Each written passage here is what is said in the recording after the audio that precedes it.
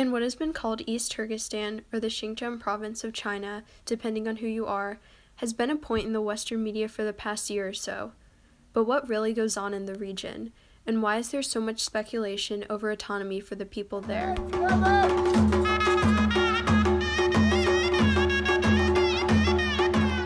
For these purposes, we'll be calling the region East Turkestan, which is a place in northwestern China touching borders with countries such as Mongolia, Russia, Kazakhstan, and Kyrgyzstan, to name a few.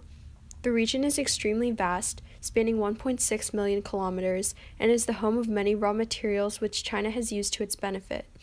In the coming years, China has increasingly militarized East Turkestan, which is evident if one ever decides to visit, as a high percentage of the population living there work for the military either directly or indirectly.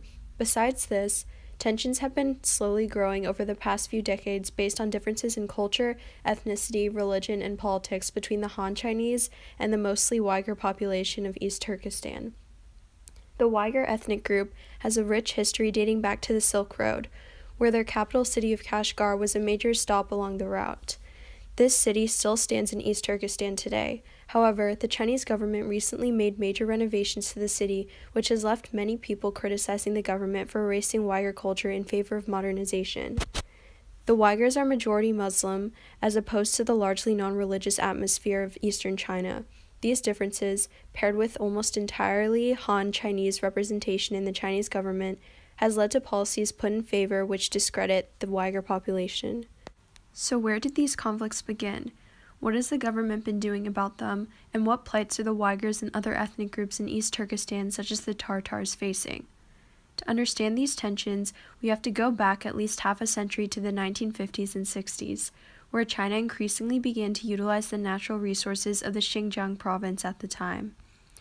In order to make the use of these resources seem more natural to reap for the Han Chinese, it was during this time when the government encouraged state-sponsored migration to the region, where thousands of Han Chinese were brought in to counterbalance the Uyghur population. Despite this, the Uyghurs still remain the majority today. With the threat of people infringing on their land and culture, separatist aspirations started to gain traction. From then on, there would be dozens of outbreaks of violence on part of both the Uyghur separatists and the Chinese government, who have usually responded quickly and ferociously. The Chinese government have claimed that in crushing Uyghur rebellions they are promoting national unity, but instead it seems more and more evident that the Uyghur culture is being put at stake, which has only led to more resentment. In recent times, it seems as if the most radical solution, as deemed fit by the Chinese government, is the idea of putting Uyghur people in so-called re-education camps. There have been dozens of leaked footage of the conditions in the camps, and the fact that the Chinese government have been almost brainwashing or attempting to brainwash the Uyghurs and other ethnic groups. A large part of the re-education seems to be targeted more or less around religion, or lack thereof, as the Chinese government has been extremely vocal about a state which does not follow any type of religion, which goes directly against what has been happening in the Muslim majority of East Turkestan. In fact, it isn't only Muslims who are being targeted. Kazakhs, Kyrgyz, and even Christians are also being held in the internment camps. The rise of the camps to begin with started through the appointment of Chen Zhuangguo as the party secretary.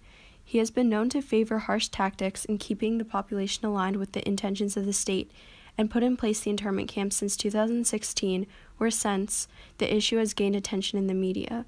Despite the recent attention, it is important to understand that the issues the Uyghurs have been facing did not manifest themselves in 2016, but decades before. Another point that shouldn't go unmentioned is the use of mass surveillance to keep the population of East Turkestan in check. The media has probably increasingly mentioned the fact that China has been using digital security and surveillance at extremely high levels. However, mass surveillance in East Turkestan has taken this statement to an all-time high. This ever-lurking threat of someone's actions being monitored makes it difficult for journalists to interview the local population about discontent towards governmental treatment, and even harder for Uyghur activists to voice their opinion against the Chinese government, Xi Jinping, or the military. So then, the next question that arises is, should what China is doing to the Uyghurs be deemed genocide? In order to semi-answer this question, we need to look at the definition of genocide. Genocide, as defined by the United Nations in Article 2 of the Genocide Convention, involves the intent to kill, injure, prevent birth, or forcibly transfer children of one group to another group.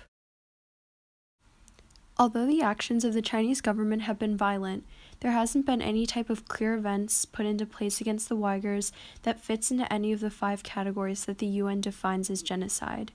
Although the topic of genocide is extremely complex and multifaceted, so a blanket statement can never be drawn. However, if not outright genocide, what can we deem the internment camps in actuality? Many people are choosing the term cultural genocide to define what the Chinese government is doing to the Uyghurs. If you've noticed, the UN does not include cultural genocide in their overall definition. However, the term has been vaguely mentioned since the 1930s by Raphael Lemkin.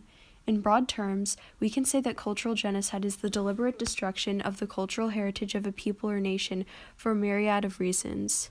With this being stated, we can now understand more clearly why there's been increased writing from Uyghur activists, the talk of forming an autonomous region or perhaps even a country, as the name East Turkestan suggests, and clashes between the Chinese government and Uyghur citizens.